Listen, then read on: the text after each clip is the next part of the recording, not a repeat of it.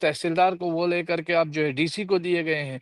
ये क्यों नहीं करगिल के 3 डीएसपी बने? क्यों नहीं करगिल का कोई एसपी बनता है, लेह का कोई एसपी बनता है, लेह में कोई डीएसपी बनता है? जो 5 अगस्त 2019 में जिस तरीके से जालिमाना तरीके से हमारे से आर्टिकल 370 छीना गया, स्पेशल स्टेटस छीना गया और हमारी रियासत को तकसीम करके यूनियन टेरिटरी बना दिया, हमें डाउनग्रेड किया गया। कहा कि आर्टिकल 370 जब था तो ये जम्मू कश्मीर के साथ-साथ और लद्दाख के यूथ को एक बहुत बड़ा फ़ायदा मिलता था। आपके कहने का मतलब ये बिल्कुल है? बिल्कुल है। कितने डीएसपी हैं आजकल आज लेह में, करगिल में?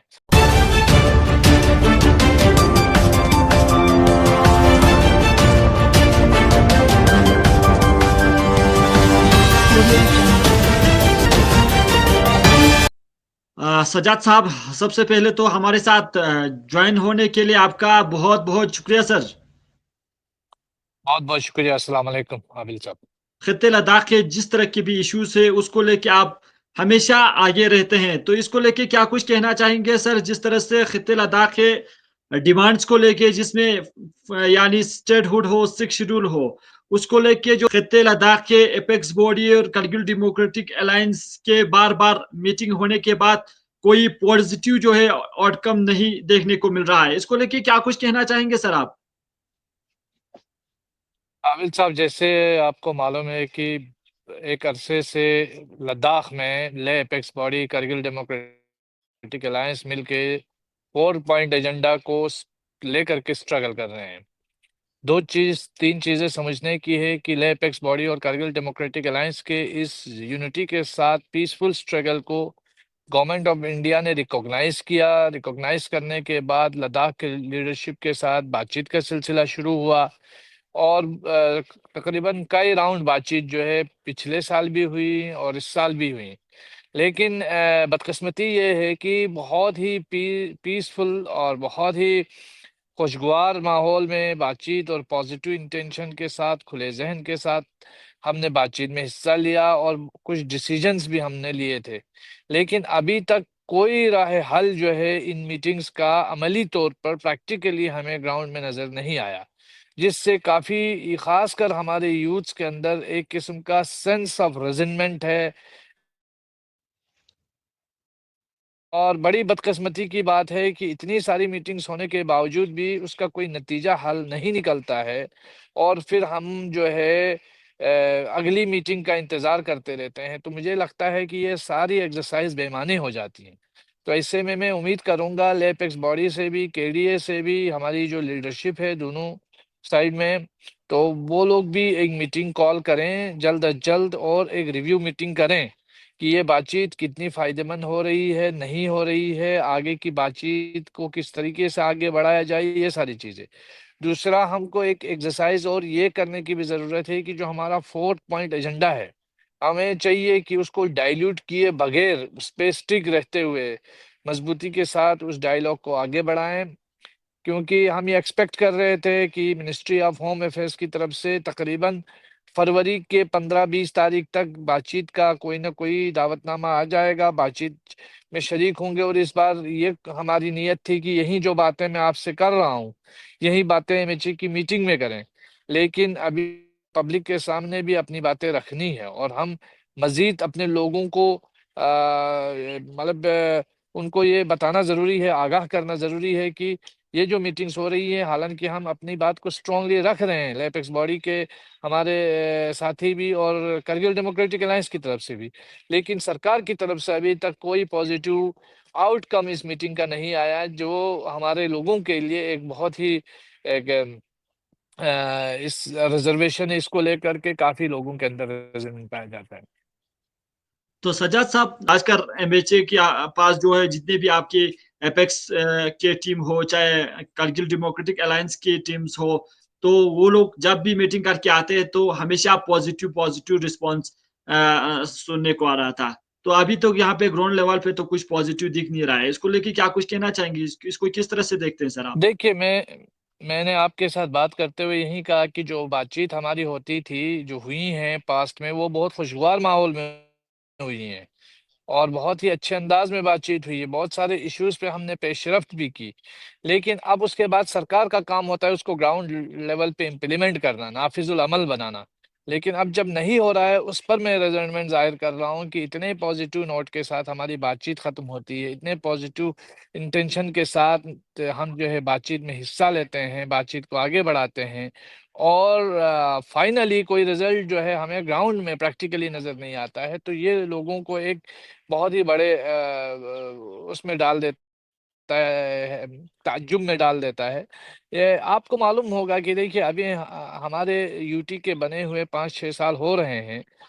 इन 5-6 सालों में सबसे ज्यादा नुकसान किसी का हुआ है तो वो हमारे यूथ्स का हुआ है, हमारे यहाँ के लोगों का हुआ है। आप अभी हाल ही में आपने देखा हमारे ले हिल काउंसिल के हमारे ऑनरेबल सीईसी साहब जो रिजल्टमेंट जाहिर कर रहे थे कि बहुत सारे डायरेक्टर्स ने उनकी मीटिंग अटेंड नहीं की। ये सब क्यों हो रही है? ये इसलिए हो रहा है क्योंकि कोई बिजनेस रूल नहीं बना पाए 5-6 साल में। जमीनों के हमारे अभी कोई कानून थे, खासकर ऐलान 130, जो हमारे कास्ट का ऐलान 138, ऐलान 138 का जो कानून है उसको काफी हद तक छेड़छाड़ की गई है। और वहां से जो पहले पावर्स थे एक तहसीलदार को वो लेकर के अब जो है डीसी को दिए गए हैं। यहाँ देखिए हमारे अभी ऑनरेबल एडवाइजर साहब का प्रमोशन हो गया, उनको चीफ सेक्रेटरी बनाया। मैं उनको बहुत बहुत मुबारकबादी देना चाहूंगा, ये बहुत अच्छी खबर है। लेकिन मैं मेरा ब्यूरोक्रेसी की लाइन में ही तरक्की है। क्यों नहीं करगिल के 3 डीएसपी बने? क्यों नहीं करगिल का कोई एसपी बनता है, लेह का कोई एसपी बनता है, लेह में कोई डीएसपी बनता है? क्यों इस लद्दाख के लोगों, लद्दाख में कोई गेजेटेड पोस्ट की नौकरी क्यों नहीं लगी? इनका डेवलपमेंट कब होगा? ब्यूरोक्रेट्स की का डेवलपमेंट तो हो रहा है, लद्दाखियों का डेवलपमेंट कब होगा? ये सरकार कब करने जा रही है? ये हमारा मेन सवाल है। और इस डेवलपमेंट के आप इसमें हम लद्दाख के लोगों मिल करने जा रहे हो। तो इस वक्त हमारी हालत है जो 5 अगस्त 2019 में जिस तरीके से जालिमाना तरीके से हमारे से आर्टिकल 370 छीना गया, स्पेशल स्टेटस छीना गया, और हमारी रियासत को तकसीम करके यूनियन टेरिटरी बना दिया, हमें डाउनग्रेड किया गया। ये बोल करके किया गया था कि जो तुम्हारी हालत 4 अगस्त 2019 को है उससे बेहतर हम हालत प्रोवाइड करेंगे। अभी तो हम उससे कोसों दूर बदतरीन हालत में हम जिंदगी गुजार रहे हैं। इससे तो वही अच्छा था हमारे लिए, कम से कम की कम हम लोग जो है वो अपना लद्दाख के रिप्रेजेंटेटिव्स होते।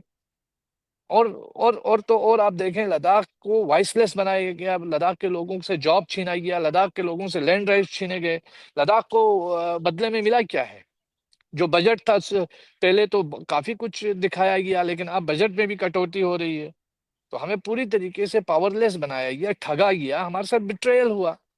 और इस ह्यूमिलिएशन को मैं समझता हूँ हमारे कारगिल के कौंसल के लोग और लेह के कौंसल के लोग, हमारे ऑनरेबल एमपी, जो भी हमारे डिफरेंट पॉलिटिकल पार्टीज के लोग हैं, रिलीजियस ऑर्गेनाइजेशंस के लोग हैं, उन लोगों को समझना चाहिए। सज्जाद साहब, जैसे कि आपने इसमें ये कहा कि आर्टिकल 370 की आपने बात किया, आपने कहा कि आर्टिकल 370 जब था तो ये जम्मू कश्मीर के साथ साथ और लद्दाख के यूथ को एक बहुत बड़ा फायदा मिलता था। आपके कहने का मतलब ये बिल्कुल है? बिल्कुल है। कितने डीएसपी हैं आजकल, आज लेह में, करगिल में? अभी जो भी ब्यूरोक्रेसी की लायर बची है हुए है, जो ब्यूरोक्रेसी की एक लाइन बची हुई है, वो क्यों है? वो 5 अगस्त 2019 से पहले हुए लगे के लोग हैं। आज कौन सी जॉब मिली है मुझे बताइए? जब से यूटी मिली है एक गेजेटेड पोस्ट आपको नहीं मिली है।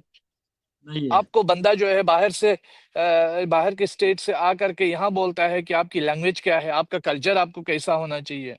वो हमें बता रहा है कि आपका कल्चर कैसा होना चाहिए, आपकी लैंग्वेज कैसी होनी चाहिए। तो हमारे लद्दाख में लद्दाखियों का कौन सा स्टेक है, कौन सी वॉइस है? मुझे ये वो आप समझा दीजिए।